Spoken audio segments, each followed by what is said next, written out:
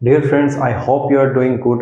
आज जो हमारे पास टॉपिक है क्लास 11th अकाउंट्स के अंदर, वो one of the most important topic है। एक ऐसा टॉपिक है जो अकाउंट्स की फाउंडेशन बनाता है।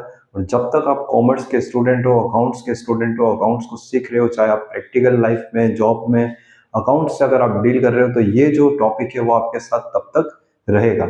ये टॉपिक है rules of debit and credit. हमने अब पहले जो वीडियो बनाए थे 11th क्लास के, उसके अंदर थोड़ा बहुत समझा कि डेबिट क्या होता है, क्रेडिट क्या होता है। जैसे कि अकाउंटिंग कॉन्सेप्ट में समझा, अकाउंटिंग इक्वेशन में समझा, ड्यूल एंट्री सिस्टम जो ड्यूल एस्पेक्ट, जो डबल एंट्री सिस्टम हमने पढ़ा, उसके अंदर भी अपन ने इसको समझा था कि डेबिट क्या होता है, क्रेडिट क्या होता है। आज हम पढ़ेंगे कि डेबिट और क्रेडिट के रूल्स क्या होते हैं, हम किसे डेबिट करेंगे, हम किसे क्रेडिट करेंगे, कौन सा अकाउंट, कौन सा ट्रांजेक्शन किस तरह से हमारी अकाउंट्स में शो होता है, किस तरह से हमें एंट्री पास करनी।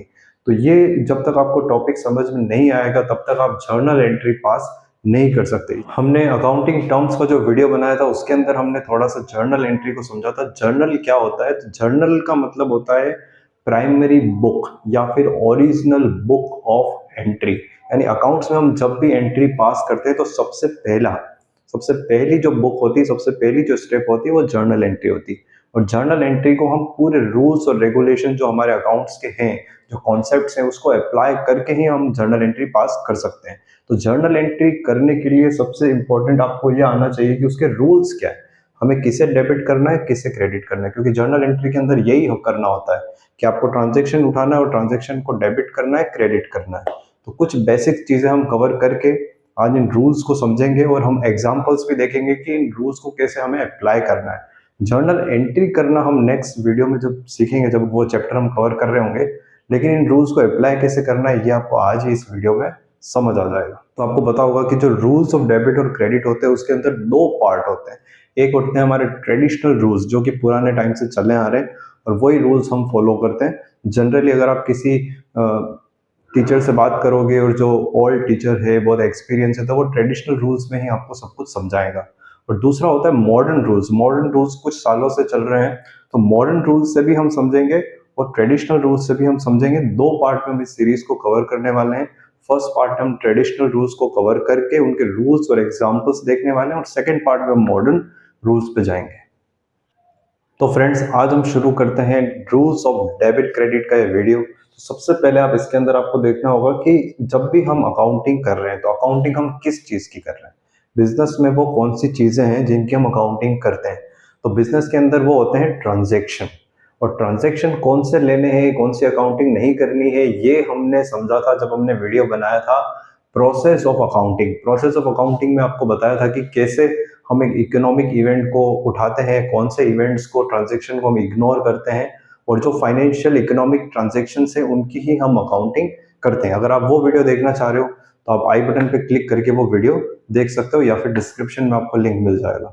तो उन ट्रांजेक्शन्स को उठाने के बाद देखो, हम सीधा जैसे कहीं डायरी पे हम नोट करते हैं कि इतना खर्चा हो गया, इतनी इनकम हो गई, उस तरह से हम अकाउंटिंग नहीं करते। हमारे कुछ रूल्स होते हैं, और रूल्स और कॉन्सेप्ट्स के अकॉर्डिंग ही हम अकाउंटिंग करते हैं, ताकि क्या होता है कि हमारी जो अकाउंटिंग है वो साइंटिफिक लॉजिकल लगे और सामने वाले को भी समझ में आए। अब हो सकता है जैसे कि आपका बिजनेस यहाँ पर है लेकिन आपका क्लाइंट किसी और कंट्री में है, तो उसको भी वो बात कब समझ में आएगी, जब हमारे रूल्स एक जैसे होंगे। तो यूनिवर्सल जो हमारे रूल्स चल रहे हैं, जिनको हम GAAP बोलते हैं, जनरली एक्सेप्टेड अकाउंटिंग प्रिंसिपल्स, तो उनके अकॉर्डिंग हमें अकाउंटिंग करनी होती है। और बहुत टाइम से ये रूल्स चले आ रहे हैं, कोई नए नहीं बने हुए।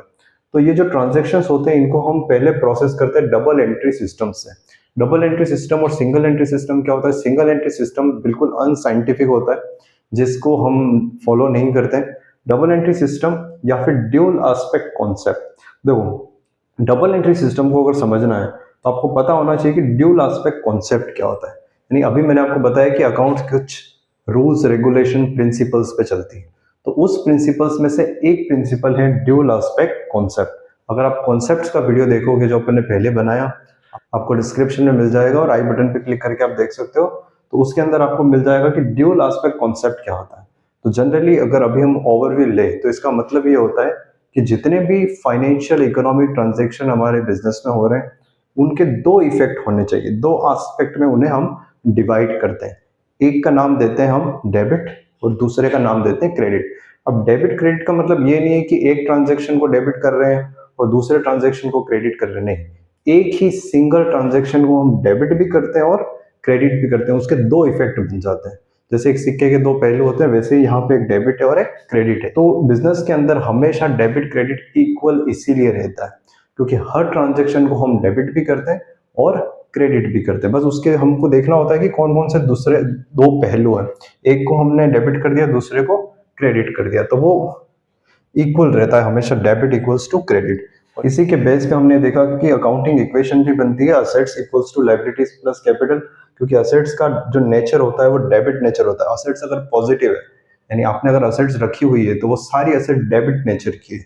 और अगर आपके पास कोई लायबिलिटी है या आपके कैपिटल है, ये सारी टर्म्स भी हमने उन वीडियोस में डिस्कस की थी, जिनके सारे लिंक आपको डिस्क्रिप्शन में मिल जाएंगे। तो लायबिलिटीज और कैपिटल का जो बाय डिफॉल्ट नेचर होता है वो क्रेडिट होता है। तो हमेशा अकाउंटिंग इक्वेशन मैच होने का रीजन भी यही है कि डेबिट क्रेडिट इक्वल होता है, assets equals to liability plus capital. इसीलिए हमारी बैलेंस शीट भी मैच होती है, ट्रायल बैलेंस भी मैच होता है, और मैच होना जरूरी है। तो ये आया कहाँ से डेबिट क्रेडिट? तो ये आया ट्रांजेक्शन से।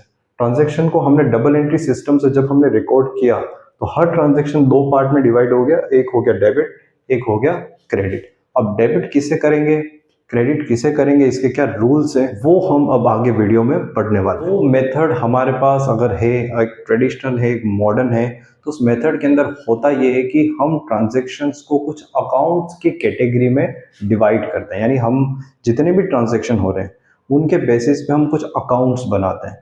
फॉर एग्जांपल, आप हर मंथ सैलरी पे कर रहे हो अपने बिजनेस में, तो आप सैलरी अकाउंट बनेगा।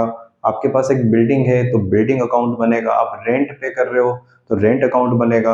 आपकी कहीं से इनकम हो रही है, कमीशन आपको मिल रहा है, तो एक कमीशन अकाउंट बनेगा। तो हर ट्रांजेक्शन को, हर चीज को, हर इवेंट को हमने अकाउंट्स में डिवाइड कर दिया है। तो हर चीज के लिए हम एक अकाउंट बनाते हैं। लेकिन वो अकाउंट्स कौन कौन से होंगे, उनका नेचर क्या होगा, उनके रूल्स क्या होगा, उसके बेसिस पे हमारे बन जाते हैं ट्रेडिशनल रूल्स या मॉडर्न रूल्स, जो आपको नेक्स्ट वीडियो में मैं आपको समझाऊंगा। तो ट्रेडिशनल रूल्स में टाइप्स ऑफ अकाउंट या फिर कैटेगरीज ऑफ अकाउंट्स क्या होती है, तो इसके अंदर फर्स्ट अपने पास है पर्सनल अकाउंट। सेकेंड कैटेगरी हमारे पास रियल अकाउंट, और थर्ड कैटेगरी हमारे पास होती है नॉमिनल अकाउंट। ये कुछ कैटेगरीज है। बेसिकली हमारे पास तीन कैटेगरी होती है ट्रेडिशनल अकाउंट में, पर्सनल, रियल, नॉमिनल। अब इन तीनों कैटेगरीज के अंदर हम डिफरेंट टाइप्स ऑफ अकाउंट्स को रखते हैं। तो जितने भी ट्रांजैक्शन हो रहे हैं, सबसे पहले उनके अकाउंट बनेंगे, और वो अकाउंट अपने नेचर के हिसाब से या तो पर्सनल होंगे, या रियल होंगे, या नॉमिनल होंगे। जो तीन अकाउंट पहले यहाँ पर मैंने लिखे थे, पर्सनल, रियल और नॉमिनल, उसके अंदर जो पर्सनल अकाउंट होता है उसकी तीन सब कैटेगरीज होती है। बाकी रियल और नॉमिनल की कोई सब कैटेगरी नहीं होती, सिर्फ पर्सनल अकाउंट को हम तीन पार्ट में डिवाइड करते हैं। तो तीनों पार्ट के अंदर कौन कौन सा, फर्स्ट हमारे पास पॉइंट नंबर है नेचुरल पर्सनल अकाउंट, सेकंड है आर्टिफिशियल पर्सनल अकाउंट, और थर्ड होता है representative personal account. Natural personal account क्या होता है? नेचुरल पर्सनल अकाउंट है कि हम, पहली बात तो ये कि पर्सनल अकाउंट का मतलब हो गया पर्सन से रिलेटेड, नाम से क्लियर है। पर्सन यानी जैसे कि कोई पर्सन हो सकता है, मैं हो सकता हूँ, आप हो सकते हो। तो नेचुरल पर्सन के अंदर हम लेते हैं रियल ह्यूमन बींग्स जो हैं, जिनके साथ आप डील कर रहे हो, जो रियल पर्सन है, ह्यूमन बींग्स, उन सबको अपन ने क्या माना है? Natural personal account. तो नेचुरल पर्सनल अकाउंट के अंदर रियल ह्यूमन बींग्स आ गए। जैसे कोई विकास अकाउंट है, तो विकास का अकाउंट चल रहा है, बोलते ना कि मेरा किसी बिजनेस में अकाउंट चल रहा है, वहां खाता चल रहा है, तो वैसे विकास अकाउंट हो गया। ठीक है, राम अकाउंट हो गया। ठीक है, कोई प्रीति अकाउंट हो गया। तो ये हमारे पास क्या होते हैं? नेचुरल पर्सनल अकाउंट होते हैं, जो रियल ह्यूमन बींग्स को रिप्रेजेंट करते हैं। रियल ह्यूमन बींग्स जिनके साथ आपका ट्रांजेक्शन चल रहा है, उनके ये अकाउंट्स होते हैं। नेक्स्ट हमारे पास होता है artificial personal account. Artificial personal account मतलब जो रियल पर्सन नहीं है, पर उन्हें हम पर्सन मानते हैं। ऐसे ऑर्गेनाइजेशंस, कोई एंटिटीज हो गया, ऑर्गेनाइजेशन हो गया, कंपनीज हो गई, कोई बिजनेस हो गया सामने वाला, तो उस बिजनेस को, उस पार्टी को हम आर्टिफिशियल पर्सन बोलते हैं। तो उसको हम लीगली, क्योंकि वो पर्सन माना जाता है, जैसे कि आप उसके साथ डील कर सकते हो, उसके साथ आप कॉन्ट्रैक्ट कर सकते हो, उसके साथ आप, उसके ऊपर आप केस कर सकते हो। तो ये इसलिए हम लीगली उन चीज़ों को, कंपनीज को, ऑर्गेनाइजेशंस को पर्सन मानते हैं, और उसको हम बोलते हैं आर्टिफिशियल पर्सन। जैसे आपकी डीलिंग हो रही है इन रियल ह्यूमन बींग्स के साथ, आपकी कोई डील नहीं हो रही, आपकी डील हो रही दूसरे बिजनेस के साथ, तो वो आर्टिफिशियल पर्सन अकाउंट में कंसिडर होगा। जैसे आपकी डील हो गई रिलायंस के साथ, आपने डील किया या कोई ट्रांजेक्शन हुआ, अब आपको कोई मतलब नहीं कि रिलायंस का ओनर क्या, आपने तो रिलायंस के साथ डील किया, तो रिलायंस अकाउंट आप ओपन करोगे कि रिलायंस के साथ हमारा ट्रांजेक्शन हो रहा था, वो आर्टिफिशियल पर्सनल अकाउंट होगा। टाटा अकाउंट हो गया, ठीक है, जैसे अपना कोचिंग सेंटर है जेनिशा क्लासेस, ठीक है, या फिर आपकी कोई म्यूनिसिपल पार्टी है, या फिर आपके गवर्नमेंट के साथ डील हो रहा है, तो स्टेट गवर्नमेंट भी इसके अंदर आ जाएगी। मान लो आपने स्टेट गवर्नमेंट का कोई कॉन्ट्रैक्ट लिया है और उनको कुछ डिलीवर किया है, तो वो भी यहाँ पर आ गए, ठीक है। कोई एनजीओ है, कोई एक एनजीओ है जिसके साथ आप डील कर रहे हो, जिसके साथ ट्रांजेक्शन हो रहा है, तो जितने भी organisations, units, entities, companies, firms जिनका आपके बिजनेस के साथ ट्रांजेक्शन हो रहा है, वो सब आर्टिफिशियल अकाउंट की कैटेगरी में आते हैं, आर्टिफिशियल पर्सनल अकाउंट। इसके बाद अपने पास आता है representative personal account. Representative personal account क्या होता है? एक ऐसा अकाउंट जो इन दोनों में से किसी को रिप्रेजेंट कर रहा है। वो अकाउंट इनका अकाउंट नहीं है, लेकिन वो इनको रिप्रेजेंट कर रहा है। फॉर एग्जाम्पल यहाँ पर देखो विकास है, ठीक है, तो विकास एक पर्सन है, पर्सनल अकाउंट हमने बना लिया, लेकिन मान लो विकास को हमें सैलरी देनी है, तो वो सैलरी आउटस्टैंडिंग है। मान लो मैं लिख रहा हूँ आउटस्टैंडिंग सैलरी। आउटस्टैंडिंग का टॉपिक अभी अपन ने कवर किया था कैश वर्सेस अक्रूवल बेसिस में, तो वो वीडियो भी आपको चैनल पे मिल जाएगा। तो आउटस्टैंडिंग सैलरी जो होता है, यानी आपने सैलरी अभी तक पे की नहीं, आपको सैलरी देनी है लेकिन अभी तक पैसा आपने दिया नहीं, तो ये जो सैलरी है वो किसी पर्सन को रिप्रेजेंट कर रही है। वो सैलरी हो सकता है विकास की हो, राम की हो, प्रीति की हो। तो वहां पर क्या करते हैं हम, सैलरी तो एक खर्चा है, तो सैलरी जब हम खर्चे को रिकॉर्ड करते हैं तो हम किसी पर्सन का नाम यूज नहीं करते हैं, वहां पे हम सैलरी वर्ड यूज करते हैं। लेकिन अगर वो सैलरी आउटस्टैंडिंग है और देनी बाकी है, तो वो किसी पर्सन को रिप्रेजेंट कर रहे हैं, इसलिए हम बोलते हैं इसको रिप्रेजेंटेटिव पर्सनल अकाउंट। तो जितने भी यहाँ पर आउटस्टैंडिंग हो गया, प्रीपेड हो गया, प्रीपेड सैलरी हो गया, एक्रूड इनकम, जितनी भी एक्रूड इनकम्स है, एडवांस इनकम, ये सब क्या है, रिप्रेजेंटेटिव पर्सनल अकाउंट। और सैलरी की जगह कोई और भी खर्चा हो सकता है, चाहे वो रेंट हो, चाहे वो कमीशन हो। तो ये किसी पर्सन को अगर रिप्रेजेंट कर रहे हैं, चाहे वो आर्टिफिशियल को करो या नेचुरल को करो, उसको हम बोलते हैं रिप्रेजेंटेटिव पर्सनल अकाउंट।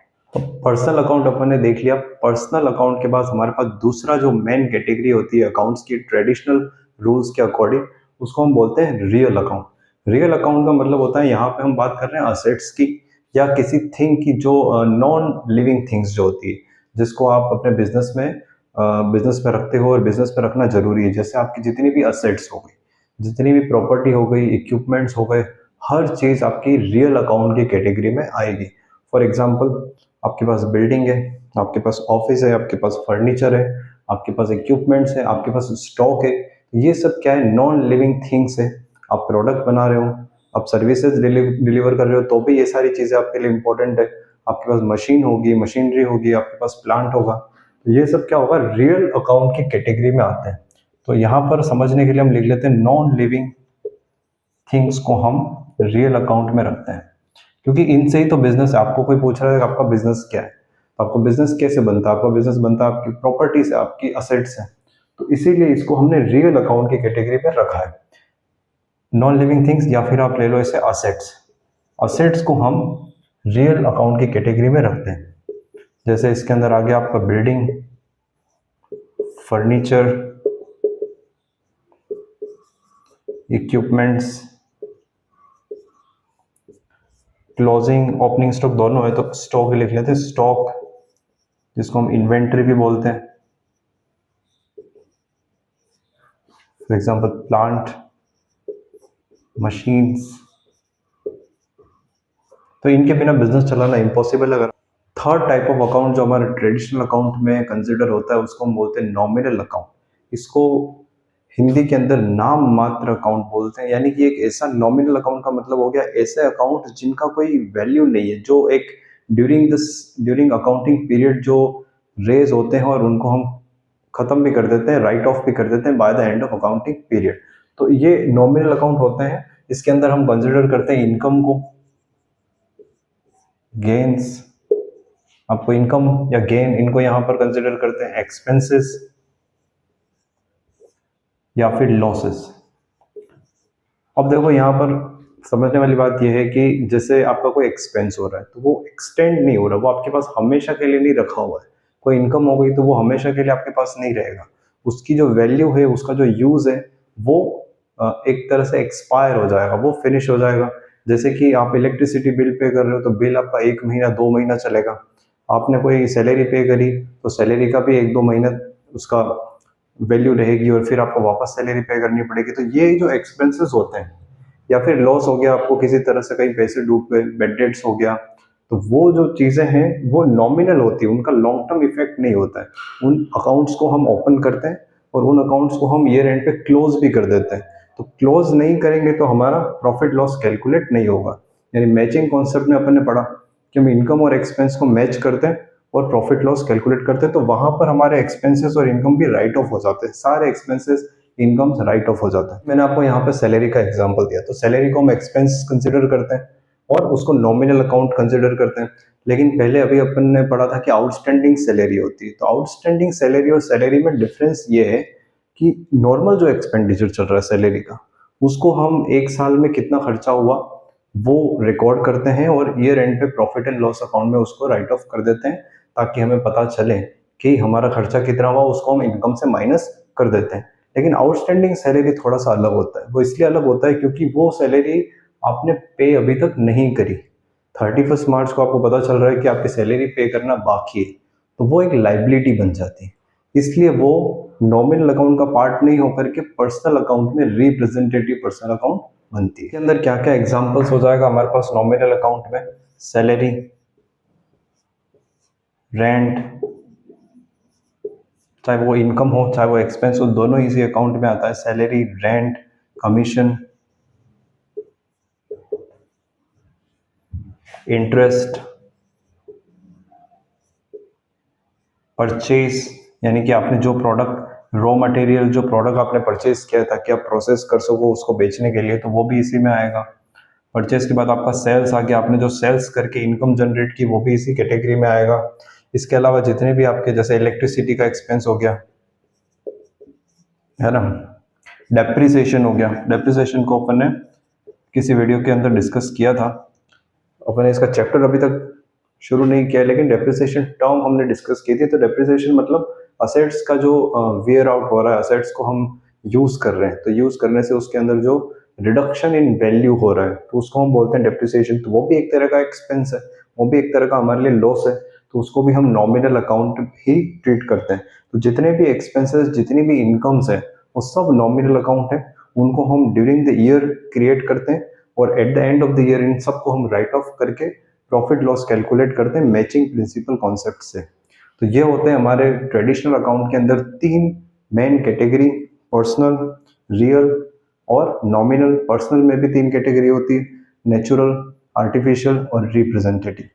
तो ये चीज़ें आपको समझ में आ गई होगी। अब हम कुछ एग्जांपल्स ले लेते हैं कि किस तरह के ट्रांजैक्शन को, किस तरह के इवेंट को हम किस कैटेगरी में रखने वाले हैं।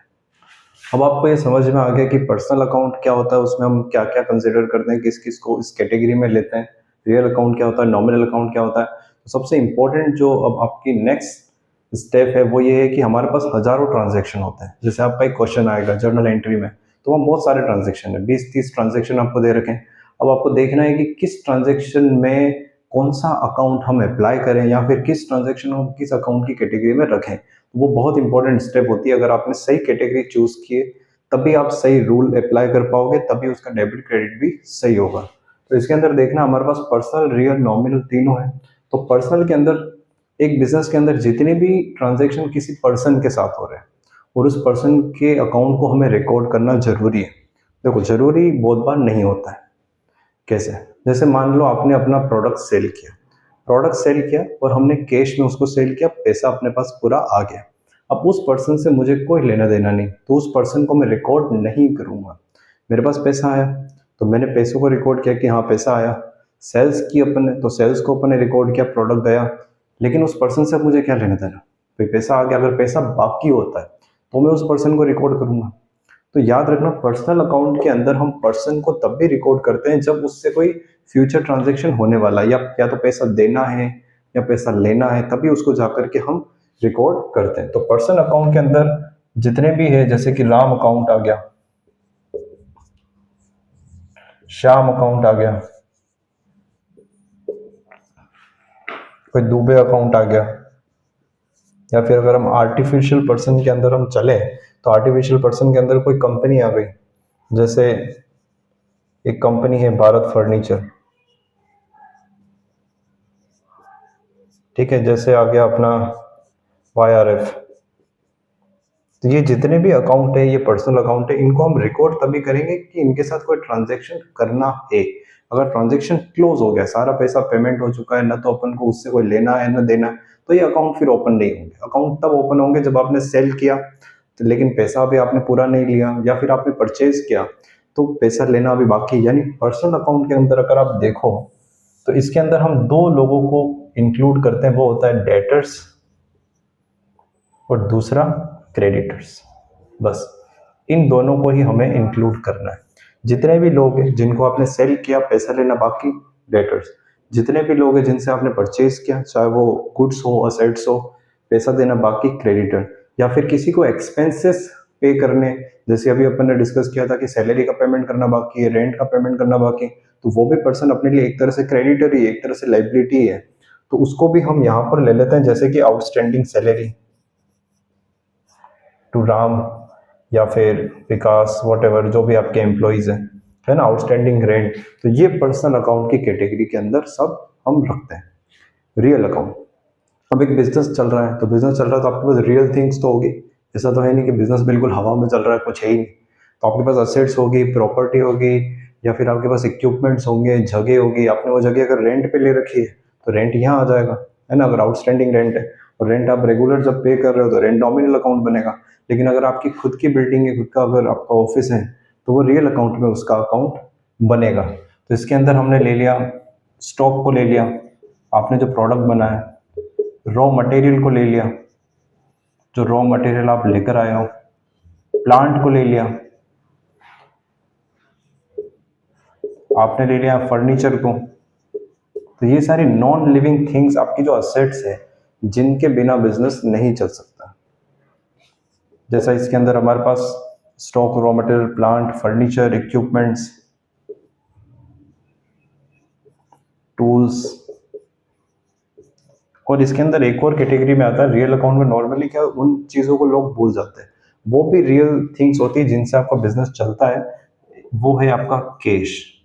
आपके पास कितना कैश पड़ा हुआ है, कैश इन हैंड, वो भी रियल अकाउंट की कैटेगरी में आता है। Bank, bank balance, cash at bank या बैंक बैलेंस जिसको हम बोलते हैं, वो भी रियल अकाउंट की कैटेगरी में आता है। एक टर्म अपन ने डिस्कस की थी, चेक इन हैंड, आपके पास चेक्स पड़े हुए डिपॉजिट कराना बाकी, वो भी रियल अकाउंट की कैटेगरी में आता है। तो ये सारी नॉन लिविंग थिंग्स हमारी असेट्स होती है जिनकी वजह से बिजनेस चलता है और जिनके ट्रांजैक्शन हम बिजनेस में करते हैं। फिर आ जाता है नॉमिनल अकाउंट। नॉमिनल अकाउंट की कैटेगरी में किस किस को रखते हैं? अभी अपन ने डिस्कस किया था, एक्सपेंसेस को रखते हैं, इनकम्स को रखते हैं। जैसे आपने सैलरी पे की, तो सैलरी जब आप पे कर रहे हो तो एक तो आपका पैसा जा रहा है, कैश जा रहा है, तो कैश क्या होता है, रियल अकाउंट होता है। और दूसरा सैलरी।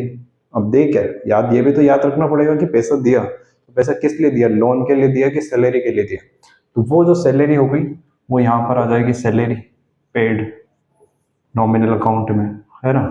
मान लो आपको कहीं से रेंट मिल रहा है, आपके बिजनेस को एक जगह आपने रेंट पे दे रखी है, तो रेंट रिसीव्ड। कहीं पे आपको कमीशन मिल रहा है तो कमीशन रिसीव्ड। आप परचेज कर रहे हो तो परचेज यहाँ पर आएगा, है ना। आप यहाँ पे सेल्स कर रहे हो तो सेल्स यहाँ पर आएगा। तो इनकम और एक्सपेंसेस को हम यहाँ पे कंसिडर करते हैं। अब इसके अंदर देखो, आप जनरली मैं आपको बताता हूँ डेबिट क्रेडिट के रूल्स काम कैसे करते हैं, क्यों हर ट्रांजैक्शन के दो एस्पेक्ट हम कंसिडर करते हैं। अभी जो एग्जांपल अपन ने लिया था सैलरी का, उसी को लेते हैं। तो हमने सैलरी पे की, तो एक तो ये ट्रांजैक्शन आपको ये याद रखना है कि हमारा कोई खर्चा हुआ तो आप सैलरी को रिकॉर्ड करोगे।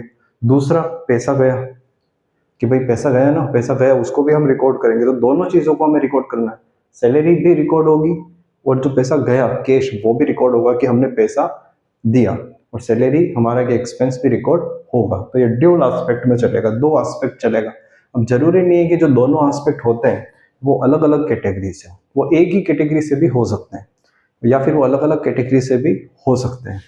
जैसे मान लेते हैं कि हमने असेट्स परचेज की, कोई कोई असेट्स हमने परचेज की, मशीन हमने परचेज की। तो यहाँ पर मान लो मशीन में लिखा नहीं, प्लांट ले लेते, प्लांट हमने परचेज किया, प्लांट लगाया। तो प्लांट लगाने के लिए एक तो प्लांट अपने पास आ गया, ये एक ट्रांजैक्शन हुआ कि हमने प्लांट खरीद के हम लाए, तो प्लांट को हम रिकॉर्ड करेंगे। दूसरा, प्लांट खरीदने के लिए आपने पैसा दिया होगा, तो पैसा कहाँ से जाएगा, बैंक से जाएगा, कैश से जाएगा, तो दूसरा एस्पेक्ट यहीं से बन जाएगा। तो एक ही कैटेगरी में भी दोनों एस्पेक्ट हो सकते हैं, प्लांट रिकॉर्ड हो गया और कैश और बैंक रिकॉर्ड हो गया। दूसरा, यहाँ पर आप देखो, मान लो जब आपने प्लांट खरीदा है, आपने पैसा नहीं दिया, तो क्या रिकॉर्ड होगा, प्लांट खरीदा तो प्लांट आया, तो रियल अकाउंट में अपन ने उसके रूल्स के अकॉर्डिंग प्लांट को रिकॉर्ड किया। और जो प्लांट का पैसा अपन ने नहीं दिया, मतलब पैसा पेंडिंग है, पैसा पेंडिंग है, तो वो क्या बन गए, क्रेडिटर्स बन गए। तो मान लो हमने भारत फर्नीचर से ये प्लांट परचेज किया था, भारत लिमिटेड से, तो भारत लिमिटेड अकाउंट भी ओपन हो जाएगा कि हमें याद रखना पड़ेगा कि उसको पैसा देना बाकी है। तो इस तरह से dual aspect system, double entry system से हम क्या करते हैं, अकाउंटिंग करते हैं। और ट्रेडिशनल में हमने उसे 3 में डिवाइड कर दिया, पर्सनल, रियल, नॉमिनल। बिजनेस के अंदर कितने ट्रांजेक्शन्स हैं, कितनी असेट्स हैं, एक्सपेंस है, इनकम है, कितने लोगों के साथ डील कर रहे हो, फिर आपने क्या करा, उसको 3 कैटेगरी में डिवाइड किया, पर्सनल, रियल और नॉमिनल। उसके बाद अब जब आप डेबिट क्रेडिट की एंट्री करने जा रहे हो, तो डेबिट क्रेडिट की एंट्री से पहले आपको पता होना चाहिए कि रूल्स ऑफ डेबिट क्रेडिट क्या है, यानी ट्रेडिशनल रूल्स के according rules of debit credit क्या होगा। तो तीनों अकाउंट जो अपन ने बनाए थे, पर्सनल, रियल और नॉमिनल, उन तीनों के अलग अलग रूल्स होते हैं। वो रूल्स आपको लर्न करने होंगे। शुरुआत में आपको थोड़ा सा टाइम लगेगा इसको लर्न करने में, लेकिन जैसे जैसे आप प्रैक्टिस करोगे, जैसे जैसे आपको लॉजिक समझ में आएगा कि कौन सा पर्सनल है, उसको हम क्यों डेबिट कर रहे हैं, क्यों क्रेडिट कर रहे हैं, तो ये आपके लिए बहुत ही ईजी हो जाएगा। तो पर्सनल अकाउंट में हमने, अब देखो पर्सनल अकाउंट के अंदर हमारे पास क्या रूल है। तो सबसे पहले पर्सनल अकाउंट में पर्सन है, चाहे वो कोई आर्टिफिशियल पर्सन हो या फिर वो नेचुरल पर्सन हो या रिप्रेजेंटेटिव। तो उन पर्सन में वो पर्सन क्या हो सकते हैं, या तो रिसीवर हो सकते हैं, गिवर हो सकते हैं। अगर आपका किसी पर्सन से, किसी पार्टी से ट्रांजेक्शन हो रहा है, तो या तो आप रिसीव कर रहे हो या आप गिव कर रहे हो, या फिर सामने वाली पार्टी रिसीव कर रही है, गिव कर रही है, तो यही हो सकता है। तो डेबिट द रिसीवर, जो रिसीव कर रहा है उसको डेबिट करना है। क्रेडिट द गिवर, जो गिव कर रहा है उसको हमें क्रेडिट करना है। जैसे मान लो किसी का पैसा बाकी चल रहा है, उसका नाम है राम, ठीक है, इसका एग्जाम्पल भी हम यहीं पे डिस्कस कर लेते हैं। एक राम है पर्सन, उसका पैसा बाकी चल रहा है, तो यहाँ पे 2 अकाउंट हो गए। तो दोनों एस्पेक्ट सबसे पहले देखना, हर ट्रांजेक्शन में 2 एस्पेक्ट क्या क्या होते हैं। तो एक तो हो गया राम पर्सनल अकाउंट, एक हो गया कैश जो रियल अकाउंट की कैटेगरी में आ रहा है। अब राम की हम बात करते हैं। तो यहाँ पर देखो, अगर राम हमें पैसा दे रहा है, तो राम गिवर है या रिसीवर है, तो राम यहाँ पे गिवर हो गया। तो अगर राम गिवर है तो राम को हम क्रेडिट करेंगे। अगर हम उल्टा कर रहे हैं कि हम राम को पैसा दे रहे हैं, तो राम रिसीवर हो गया, तो उस वक्त हम राम को डेबिट कर देंगे। तो ये सिंपल सा रूल होता है हमारा पर्सनल अकाउंट का, debit the giver, credit the receiver. देखना है आपको कि वो जो पर्सन है जिसकी हम बात कर रहे हैं, चाहे वो आर्टिफिशियल हो नेचुरल हो, वो कर क्या रहा है, वो गिव कर रहा है या रिसीव कर रहा है, तो उसके हिसाब से डेबिट क्रेडिट हमें करना है। इसके बाद आ गया अपने पास रियल अकाउंट। रियल अकाउंट के अंदर क्या हो गया, डेबिट व्हाट कम्स इन, क्योंकि देखो रियल अकाउंट के अंदर हम थिंग्स की, नॉन लिविंग थिंग्स की बात कर रहे हैं, वो ना तो गिव कर रहे हैं ना रिसीव कर रहे हैं। यहाँ पर थिंग्स को हम या तो परचेज कर रहे हैं, या हम सेल कर रहे हैं, या हमने लोन में ले लिया उसको, है ना। तो नॉन लिविंग थिंग्स के लिए हमारे पास क्या रूल है रियल अकाउंट का, debit what comes in, credit what goes out, simple. तो इसको हम इसी एग्जाम्पल में अप्लाई करके देखते हैं। तो क्योंकि यहाँ पर एक राम था, वो पर्सनल अकाउंट की कैटेगरी में चला गया, एक कैश, राम ने क्या रिसीव किया, कैश रिसीव किया। तो हमारे पर्सपेक्टिव से देखना है, जिस बिजनेस में हम अकाउंटिंग कर रहे हैं उस बिजनेस के पर्सपेक्टिव से आपको देखना है कि कैश जा रहा है या फिर आ रहा है, कम सिंह, या तो हमारे बिजनेस में पैसा आ रहा है या बिजनेस से पैसा जा रहा है। तो यहाँ पे अगर मानते हैं कि राम रिसीवर है, राम को हमने पैसा दिया, तो राम को हमने डेबिट किया था। और कैश के साथ क्या हो रहा है, कैश तो गोज आउट, कैश जा रहा है, तो जब जा रहा है कैश तो हम उसको क्रेडिट करते हैं, तो यहाँ पर कैश क्रेडिट होगा। मान लो 5000 से ये ट्रांजेक्शन हुआ है, तो 5000 से यहाँ पे ये डेबिट राम को हमने कर दिया और 5000 से कैश को हमने क्रेडिट कर दिया। ये हो गया इक्वल डेबिट क्रेडिट। दोनों एस्पेक्ट आ गए और दोनों एस्पेक्ट को हमने इक्वली भी यहाँ पे डेबिट क्रेडिट कर दिया। तो ये इस तरह से रूल को हमें अप्लाई करना है। तो रियल अकाउंट का क्या रूल है? Debit what comes in, credit what goes out. आपने असेट परचेज की, अब यहाँ पे एक और एग्जांपल ले लेते हैं। हमने एक फर्नीचर परचेज किया और फर्नीचर को परचेज करने के लिए हमने बैंक से पैसा दिया, ठीक है। अब फर्नीचर हमने परचेज किया, तो हमारे बिजनेस में पहले तो देखना है फर्नीचर और बैंक दोनों किस कैटेगरी में आते हैं। तो फर्नीचर भी रियल है, बैंक भी रियल है, दोनों ही रियल अकाउंट की कैटेगरी में आता है, दोनों पे रियल अकाउंट का रूल लगेगा। रियल अकाउंट का रूल क्या बोलता है? Debit what comes in. तो हमने परचेज किया, तो क्या परचेज किया हमने? फर्नीचर, तो फर्नीचर हमें मिला है, तो फर्नीचर हमारे बिजनेस में एंटर हो गया, अब हमने उसको डेबिट कर दिया। दूसरी चीज, क्रेडिट व्हाट गोज आउट। हमने फर्नीचर को परचेस करने के लिए क्या दिया? पैसा दिया, बैंक से पैसा दिया, तो बैंक बैलेंस हमारा कम हो गया, तो बैंक से पैसा गया, तो इसको हमने क्रेडिट कर दिया। बैंक से पैसा गया, बैंक मतलब पूरा बैंक नहीं गया, बैंक का पैसा गया, तो बैंक चला गया, बैंक से पैसा चला गया और फर्नीचर आ गया। तो यहाँ पर रियल अकाउंट से ही हमने रूल अप्लाई करके इस एंट्री को डेबिट क्रेडिट करा। अब होता है नॉमिनल अकाउंट। नॉमिनल अकाउंट के अंदर क्या रूल होता है? Debit expenses and losses, credit incomes and gains. अभी अपन ने थोड़ी देर पहले डिस्कस किया कि नॉमिनल अकाउंट के अंदर क्या क्या होता है? इनकम्स, गेन्स, एक्सपेंसेस और लॉसेस। तो जितने भी एक्सपेंस और लॉस हो रहे हैं उन सबको हमें डेबिट करना पड़ेगा, और जितनी भी इनकम्स और गेन्स हो रही है उन सबको हमें क्रेडिट करना पड़ेगा। फॉर एग्जाम्पल, हमने सैलरी पे की, सैलरी को पे किया है, कैश में हमने सैलरी को पे किया, तो दो एस्पेक्ट सैलरी के क्या बने? यहाँ पर पैसा गया, सैलरी, एक्सपेंसेस और कैश, जो पैसा हम पे कर रहे हैं। तो यहाँ पर आपको देखना है सैलरी हमारे लिए क्या है। सैलरी कोई पर्सन तो है नहीं, सैलरी कोई रियल थिंग तो है नहीं, सैलरी कहीं दिखती नहीं है तो खत्म हो जाएगी, तो पैसा दिया आपने। तो रियल थिंग क्या है? रियल थिंग है कैश। तो कैश के लिए अप्लाई होगा रियल अकाउंट का रूल, और सैलरी के लिए अप्लाई होगा नॉमिनल अकाउंट का रूल। तो सैलरी हमने जब पे की, तो सैलरी किस कैटेगरी में आ रहा है? एक्सपेंसेस, तो एक्सपेंसेस को हम करते हैं डेबिट। दूसरा, कैश। कैश क्या है? कैश आ रहा है रियल की कैटेगरी में। तो आपने देखा कि यहाँ पे कैश क्या हो रहा है? कैश बिजनेस से बाहर जा रहा है, क्योंकि अपन ने सैलरी को पेमेंट किया, तो कैश के लिए क्या अप्लाई हो जाएगा? क्रेडिट। तो यहाँ पर एक क्रेडिट, एक डेबिट। तो ये समझाने का रीजन ये है कि जब कोई ट्रांजेक्शन होता है तो उसमें कम से कम दो एस्पेक्ट होंगे, इसलिए हम इसको ड्यूल एस्पेक्ट या डबल एंट्री सिस्टम बोलते हैं। दो एस्पेक्ट में दो अकाउंट कोई भी हो सकते हैं, या तो एक ही कैटेगरी से हो सकते हैं जैसे फर्नीचर, बैंक रियल कैटेगरी से, या फिर दो कोई कैटेगरी हो सकती है जैसे राम और केश, तो इसमें पर्सनल आ गया और रियल आ गया, या फिर दो कैटेगरी यहाँ पर अपन अलग ली, एक नॉमिनल हो गया, एक रियल हो गया। तो इस तरह से हम डेबिट क्रेडिट की एंट्रीज को हम पास करते हैं। ये तीनों रूल्स आपको याद रखने हैं, और हमने किस तरह से इसे अप्लाई किया था उसको भी आपको याद रखना है। अब हम एक दो एग्जाम्पल और इसके और लेंगे, ताकि आपको पता चल जाए कि कैसे हर जगह रूल को अप्लाई करना है। जो अपन ने ट्रेडिशनल अकाउंट्स के रूल डिस्कस किए उसको अच्छे से समझने के लिए आपके सामने एक एग्जांपल है। एग्जांपल में हमने एक टेबल बना रखी है, यहाँ पे ट्रांजैक्शंस लिखे हुए हैं। उस ट्रांजैक्शन में कौन कौन से एस्पेक्ट है, जैसे अपन ने देखा मिनिमम दो एस्पेक्ट होने चाहिए। कैटेगरी क्या होगी, यानी कौन सा वो अकाउंट बनेगा, पर्सनल, रियल, और उसको डेबिट करना है या क्रेडिट करना है। तो सबसे पहले हमारे पास ट्रांजेक्शन है रेंट रिसीव्ड इन कैश 10,000। अब क्या क्या एस्पेक्ट हम यहाँ पे कंसिडर करेंगे, कौन कौन से दो ट्रांजेक्शन, दो एस्पेक्ट हो रहे हैं इस ट्रांजेक्शन में।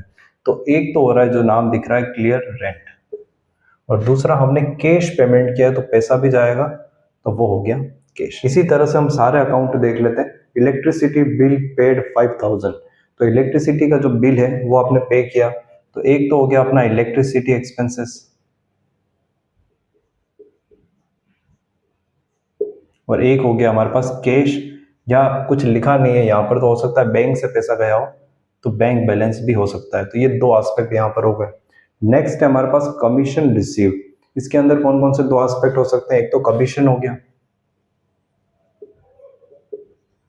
दूसरा हो गया यहाँ पे कैश या बैंक, दोनों में से जो भी बनेगा। तो इन सबके अकाउंट बनेंगे, ये बनेगा रेंट अकाउंट, ये जाएगा कैश अकाउंट में, ये जाएगा इलेक्ट्रिसिटी एक्सपेंसेस अकाउंट में, ये कैश या बैंक अकाउंट में, ये कमीशन अकाउंट में जाएगा, ये कैश अकाउंट में जाएगा। फर्नीचर परचेज, इसके लिए कौन कौन से अकाउंट हो सकते हैं, तो फर्नीचर परचेज के लिए एक तो दिख रहा है आपको फर्नीचर, यहाँ पे दिख नहीं रहा है लेकिन होगा, क्योंकि फर्नीचर जब आप परचेज कर रहे हो तो आप कैश पेमेंट करोगे या बैंक से पेमेंट करोगे, तो कैश कंसिडर करते हैं, तो कैश अकाउंट। तो ज़्यादातर आप देखोगे कैश बैंक हर जगह आता है। मशीनरी सोल्ड, अब मशीन आपने बेची, तो एक तो हो गया मशीनरी अकाउंट, तो एक तो एस्पेक्ट इसका बन गया मशीनरी अकाउंट। दूसरा अगेन यहाँ पर हम ले लेते हैं बैंक अकाउंट। मान लो चेक से या बैंक में आपके पैसा आया, तो ये सारे एस्पेक्ट हमने ले लिया। हर एक ट्रांजेक्शन में मिनिमम 2 होने चाहिए।